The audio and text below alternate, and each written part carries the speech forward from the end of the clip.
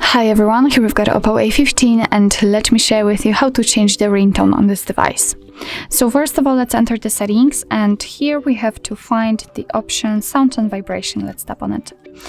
And now let's scroll down a little, and as you can see here, we've got whole ringtone section. We've got only two different options.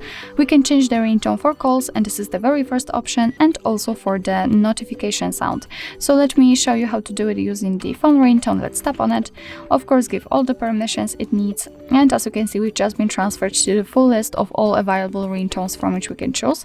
Let me also unmute this device because, okay, that would be too loud. Alright, so let's focus on the ringtones. As you can see at the very top of the list, we've got the option select from files, so it means that after tapping on it, you will be transferred to your own files. If you will have any, for example, downloaded, they will appear right here and you will be able to pick them and set them as a ringtone. But let me get back to the defaultly installed ringtone. So all you have to do in order to listen how the particular one sounds, simply tap on it. And you will be able to check how it sounds. So if you are happy with your choice, for example this one, just make sure that it is marked and you can go back.